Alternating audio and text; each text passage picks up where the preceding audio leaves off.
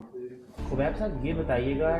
अगर export MDA DG capacity से ज़्यादा है तो अब उसको लिमिट करने के लिए क्या देखिए, इसमें सबसे पहले तो सवाल ये उठता है कि मसला आया कैसे, क्योंकि क्लाइंट्स हमसे ये भी पूछ रहे हैं कि भाई ये डीजी कैपेसिटी के मसाइल पहले तो नहीं थे। ये देखें, इसमें जब आप लोगों ने नेट मीटरिंग की एप्लीकेशन फाइल की थी तो वहाँ आपको ये मेंशन होता था कि आपकी डीजी कैपेसिटी क्या है। वहाँ पे लोगों ने अपना कम मेंशन करवा के संक्शन लोड कम उसको एक्सटेंड नहीं करवाया और ज़्यादा 16 लगा लिया। अब इसमें मैं समझता हूँ कंज्यूमर की भी गलती है और गवर्नमेंट की भी गलती है, क्योंकि गवर्नमेंट ने जो है इसको SOPs को प्रॉपर फॉलो नहीं किया जो कि नेट मीटरिंग के थे, जिसमें प्रॉपर विजिट्स अलाइन होते थे। शुरू में तो हुआ करते थे लेकिन बाद में खत्म हो गया और वहाँ पे वो रिश्वत बाजारी और स्पीड मनी के नाम पे पैसे गवर्नमेंट ने देना शुरू कर दिया और डिवीजन ने काम शुरू कर दिया। अब ये मसला मतलब ये आया है तो उसका हल, अगर हम उसके हल पे जाते हैं तो हल में ये है कि आप अपने सैंक्शन लोड और डीजी कैपेसिटी को इंक्रीज़ करवाएं। लेकिन अब ये मसले आने के बाद डिवीजन्स वाले बात नहीं सुन रहे। वो लोग जो है पिछले 1-1.5 महीने से नई एप्लीकेशंस तो रुकी हुई हैं, लेकिन ये वाला काम भी जो है वो